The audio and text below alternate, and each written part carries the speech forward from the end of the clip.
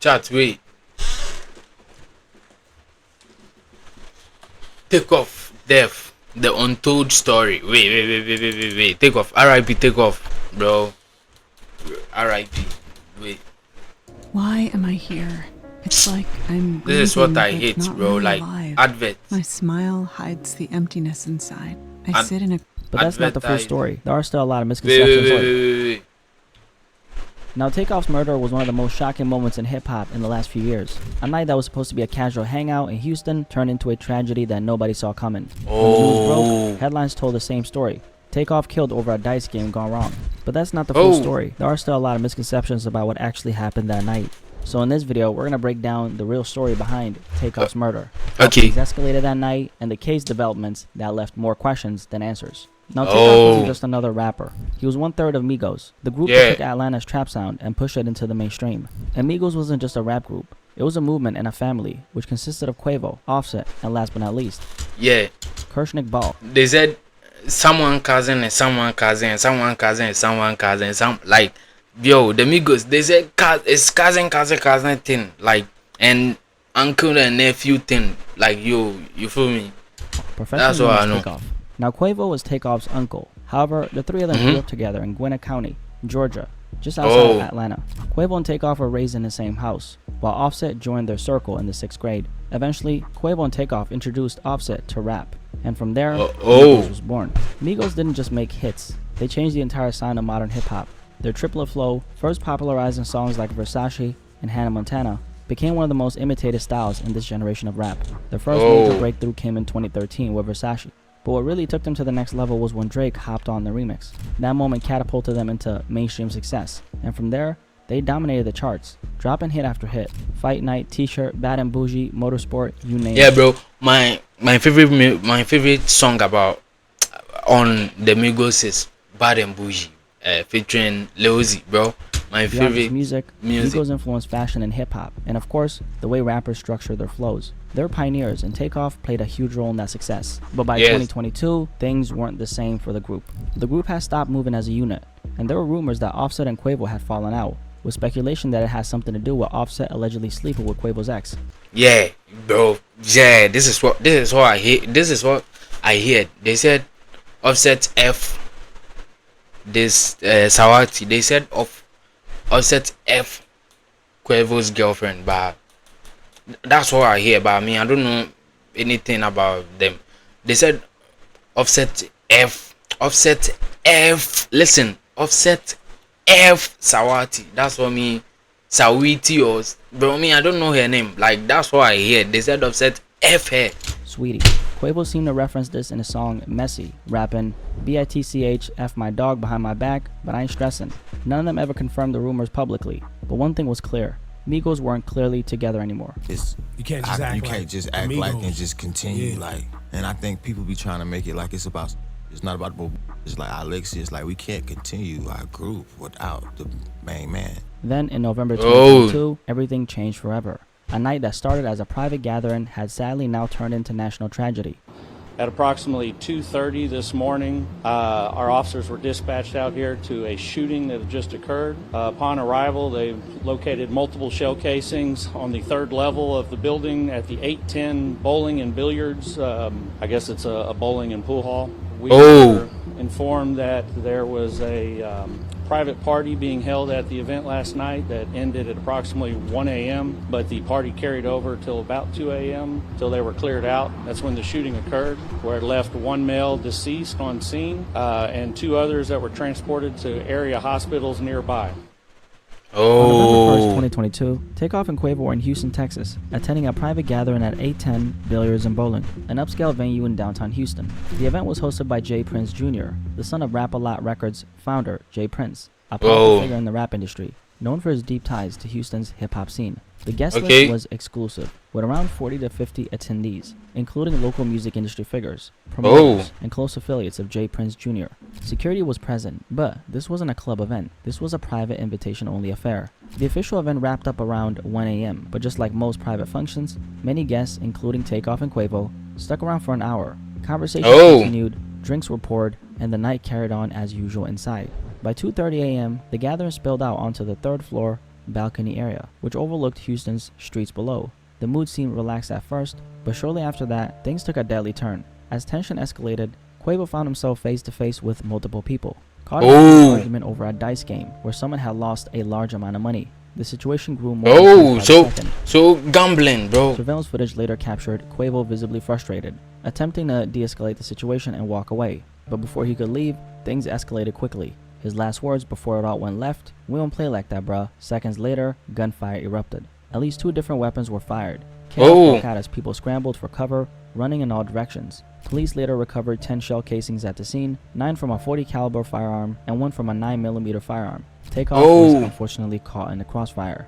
He was hit twice, once in the back and once in the head. Both bullets later recovered from his body were medium caliber. 2 other people, a 23-year-old woman and a 24-year-old woman, were also shot and rushed to the hospital. At about 2:30 a.m., police eventually received a call about a shooting at 1210 San Jacinto Street in downtown Houston. When officers arrived, the scene was nearly empty. Most of the witnesses had already fled. Security was however present, but none of them saw who pulled the trigger. Takeoff was already pronounced dead at this point. With little immediate cooperation from witnesses, detectives had to rely on hard evidence to piece together what happened. Surveillance footage from the scene later revealed a Patrick Clark in the crowd, holding a gun in one hand and an object in the other. As the chaos unfolded, Clark was seen firing multiple rounds. Forensic analysis determined that the shots fired by Clark aligned with the direction where Takeoff was standing. Clark was the only person visibly caught on surveillance, discharging a firearm in that direction. After firing those shots, Clark fled on foot, briefly ducking inside the House of Blues, before disappearing from the scene. With so many people refusing to come forward, Houston police publicly pleaded for anyone at the private gathering to share information. But despite the heavy media attention, over 30 witnesses remained silent. Right now, Houston police say they've got very few leads in the fatal shooting of rapper Takeoff, part of the group Migos. This morning, police are asking witnesses to come forward with any video or testimony they might have that could help lead them to an arrest.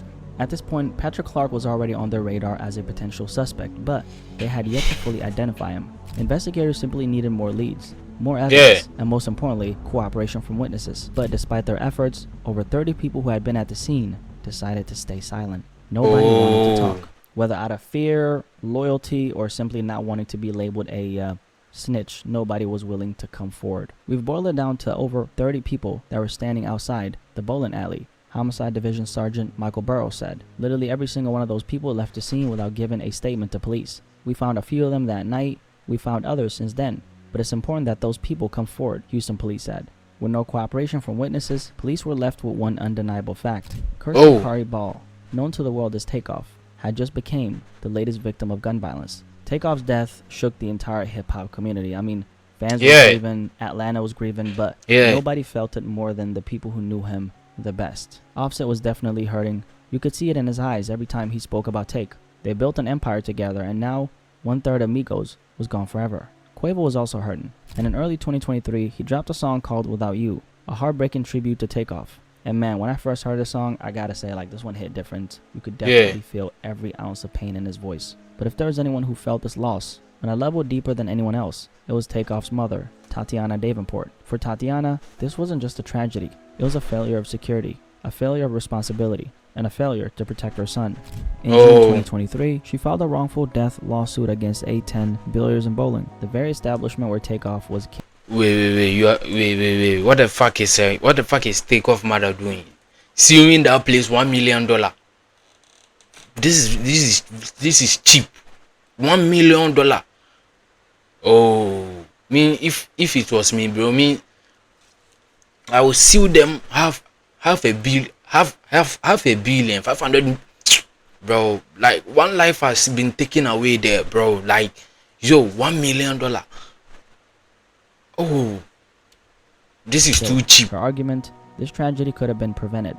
The lawsuit claimed that the venue knew this event would attract celebrities, athletes, and high-profile guests. Yet, there was no proper security screening, no enforcement of after-hour rules, and no measures in place to prevent violence. And when tension started rising that night, nothing was done to de-escalate the situation. Since Takeoff wasn't part of the argument, his mother believes his death could have been prevented if the venue had taken proper precautions. And this right here did raise an unsettling question. Was Takeoff's death something that could have been avoided? Or was this really just about being in the wrong place at the wrong time? Did a lack of security create this perfect storm for disaster? Either way, Tatiana wasn't gonna let things go unanswered. But long before Takeoff's mother took legal action, investigators were still deep in the process of building their case, piece by piece. With little information from witnesses, detectives had no choice but to rely on hard evidence to reconstruct what really happened that night. So they methodically pieced together the case using surveillance footage, cell phone videos, ballistic evidence, and through this process, police eventually identified 2 individuals connected to the crime scene. Cameron Joshua, 22 years old, was the first suspect arrested. However, he was only charged with weapons charges, not murder. We believe Cameron Joshua has been appropriately charged in this case, said prosecutor Matt Gilliam.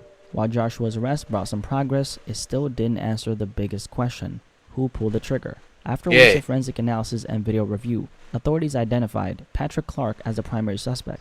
Through that, we were able to deduce that Patrick Clark is the lethal shooter in the case. That's why he's charged with murder, the Houston Police Department said. Using ballistic reports, surveillance footage, and forensic evidence, police built their case against Clark. The trajectory of his gunfire aligned with Takeoff's wounds. Investigators later discovered Clark had left behind a wine bottle at the House of Blues. His fingers on it directly linked him to the crime scene. With this evidence, police secured an arrest warrant. And on December 2nd, 2022, exactly 31 days after Takeoff's death, Patrick Xavier Clark, 33 years old at the time, was taken into custody and charged with first-degree murder. Now, one of the biggest misconceptions surrounding Takeoff's tragic death was that he was somehow involved in what happened that night, but he wasn't. There was a lucrative dice game that went on at the event. There was an argument that happened after. Dice game, bro. Gambling, bro. Gambling. Outside the bowling alley, which led to the shooting. I can tell you that Takeoff was not involved in playing the dice game. He was not involved in the argument that happened outside. He was not armed. Now, Takeoff was only at the spot because Quavo was there. I mean, he wasn't gambling and, he wasn't really caught up in anything. He was only there because they always moved together. Wherever Quavo was, Takeoff was right there beside him. And that's what makes this story so tragic. Takeoff was always described as quiet, introverted, and focused on the music, while Offset and Quavo embraced more of the lifestyle that came with the fame. Takeoff was different. He wasn't loud, he wasn't flashy, and he wasn't looking for any trouble. But that night, they weren't just anywhere. They were out in Houston after hours, in an environment that can get gritty. A group of men, many of them drinking, egos high, playing a dice game, standing outside a venue in the middle of the night. It was a recipe for disaster, and the worst part, Takeoff had nothing to do with this. And honestly, this is exactly why I keep my black ass inside. I mean, you could literally be minding your business, not bother anyone, and still end up in the bro. You can be minding your business and some stupid dude, bro, will mistakenly, bro, like, bro, in this world, bro, we have only one life, yo. Place at the wrong time. Some situations just ain't really worth being around, honestly. After his arrest, Patrick Clark's bond was initially set at $2 million, but his attorneys pushed back hard, arguing that he couldn't afford it and was not a flight risk.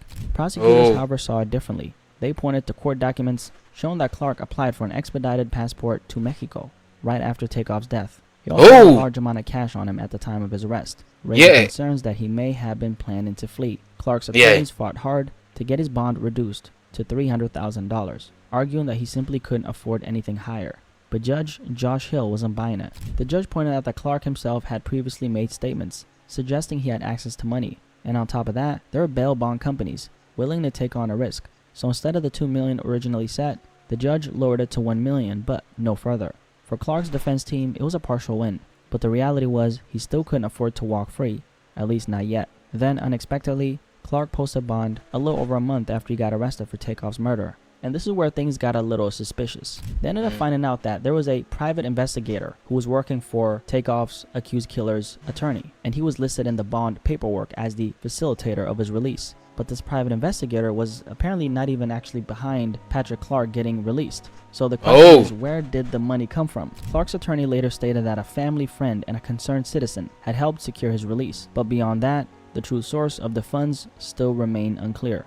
Now, even with his release, Patrick Clark wasn't free to move as he pleased. He was placed under house arrest, required to wear a GPS ankle monitor, and barred from contacting witnesses, victims, or their families. Yet, one major question still remained. Was Patrick Clark truly the only one responsible? Now, Clark was the man police charged with Takeoff's murder. He was identified through forensic evidence, surveillance footage, and ballistics. However, the case was far from over. And this is where we get to a plot twist in this case, okay? A major plot twist that a lot of platforms still haven't really covered. So if you made it this far, make sure you drop a like on this video, okay? I appreciate you. Because what I'm about to tell you changes everything, okay? Now, the plot twist is this. A Houston Forensic Science Center analyst who was reportedly involved in processing evidence in the Takeoff murder case, was fired for mishandling DNA evidence in multiple cases. Documents reveal that this now former analyst allegedly committed serious evidence processing errors that might have affected several investigations, including Takeoff's murder. Forensic analyst Rochelle Austin was considered a witness in the case against Patrick Clark, a man who police believe is responsible for shooting and killing Grammy-nominated rapper Takeoff at a Houston bowling alley. State's DNA samples Austin processed had been switched in one instance. In another, court documents say she skipped a step and processed the wrong sample. These are cases unrelated to Clark, but according to criminal defense attorney Murray Newman, the Brady notice is an indicator to the defense that there is something that may contradict their client's guilt. Advert, yo, advert. Struggling with job hunting in 2025? Fellow is here to help. Upload your resume and our Just when the case against Patrick Clark seemed airtight, this happened. This forensic analyst at the Houston Forensic Science Center was now at the center of this controversy, and she actually ended up getting fired for this. Now this isn't speculation, this is on record. The Harris County District Attorney's Office filed what's called a Brady Notice, a legal document that requires them to inform Patrick Clark's defense team about the termination of this forensic analyst and any issues that could affect a fair trial. Now they said that the reason for her termination was lack of quality work, among other serious concerns. She apparently switched DNA samples in one case, and she also skipped a step and processed the wrong sample in another. While these specific errors were reportedly in other cases, then someone is behind this. the fact still Some remains rich man the is forensic behind it. analyst was apparently involved in the Takeoff investigation. So now the biggest question is, how much of a role did she actually play? Because if there's even a slight chance that any of her work touched the forensic evidence in this case, it could change everything. And that's exactly what Takeoff's accused killer's defense team is now questioning. This is something of concern for us, and we will be investigating it to see exactly how it affects our client's case, Patrick Clark's attorney said. Now let's not forget, the entire reason Patrick Clark was arrested wasn't just forensic evidence. It was a combination of forensic analysis, surveillance footage, and ballistics. And like we talked about, he was caught on surveillance footage holding a gun and firing shots the night Takeoff was killed. They also said he left a wine bottle behind, and that his fingerprints on that bottle linked him to the crime scene. But now, with this forensic analyst's credibility completely in question, the defense has a major opening to challenge how the forensic evidence in this case was handled. And according to a criminal defense attorney, whose name is Murray Newman, who's not involved in this particular case but spoke on the forensic mishandling issue, this is apparently a huge problem for the prosecution. Since she did mess up, they can never put her on a stand again, and the defense attorney would eat her alive, he said. So what exactly does all this mean? Well, if the forensic evidence is compromised in any way, it could weaken the entire case against Takeoff's accused killer. And if one inconsistency is found in how the DNA was processed, this could actually be enough for Patrick Clark's defense team to challenge the charges, meaning Takeoff's alleged killer could walk free. After posting bond in early 2023, Patrick Clark was placed on house arrest with a GPS monitor strapped to his ankle and was required to surrender his passport as part of his bond conditions. For months, this was his reality, but then in November 2023, the case took another unexpected turn. A judge ruled to remove his house arrest and GPS monitoring restrictions, meaning Clark was no longer confined to his home. However, it didn't mean he was completely free. He was still required to follow strict legal conditions: a nightly curfew from 7 p.m. to 7 a.m., banned from contacting witnesses, victims, or Takeoff's family, required to appear in court whenever scheduled. But here's the thing, since that last legal update in November 2023, there hasn't been any official word on his current status. Is Clark still out on bond? Have new restrictions been placed on him? Or has something changed behind the scenes? Right now, we don't have the answers, but one thing we do know, his case is far from over. Just a few days ago in February 2025, Patrick Clark was scheduled to appear in court, but once again, the trial has stalled. And this time, the holdup isn't from witness silence or legal delays. It's because of the forensic controversy that has cast doubt over the evidence. As it stands, Patrick Clark is still facing murder charges. But with this forensic scandal shaking up the case, the biggest question now is what happens next. Now, his defense could definitely challenge the forensic evidence, forcing the court to re-examine how solid the case really is. I mean, it's crazy to say that even if one little inconsistency is found in how the DNA was processed, it could literally be enough to argue that this entire forensic process was compromised. And if that argument holds up, well, I'm sure we all know what it means. It could change everything. But regardless of what happens in the courtroom, one thing will never change. Takeoff is gone. His family, friends, and fans still want justice. They don't want another case where the system fails to hold the right people accountable. And honestly, it makes you wonder, will Takeoff actually ever get the justice he deserves? From the moment Takeoff was killed, the The public image was fed a simple story, a dice game gone wrong. But as we've broken down in this video, the reality runs much deeper. Takeoff wasn't gambling. He wasn't even supposed to be there. Yet here we are, years later, and his case is still tangled in delays, unanswered questions, and now a forensic scandal that could change everything. The official story might have told you that this was a tragic but straightforward case, but the truth is that Takeoff's case is filled with gaps. Gaps in the investigation, gaps in witness cooperation, and now gaps in the forensic evidence that was supposed to be rock solid. Takeoff's death was nothing short of tragic. Imagine stepping out for a casual night with your uncle, Quavo, someone who's been by your side your entire life, only to lose your life over an argument you had nothing to do with.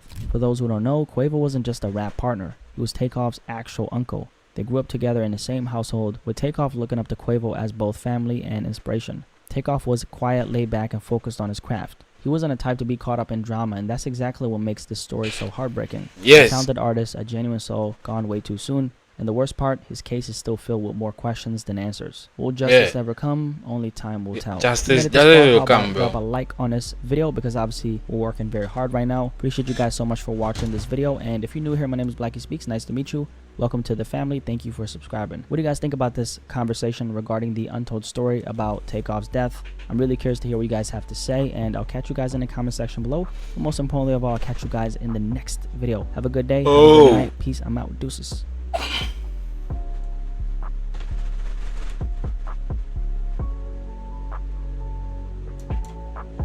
Okay, chat. Wait.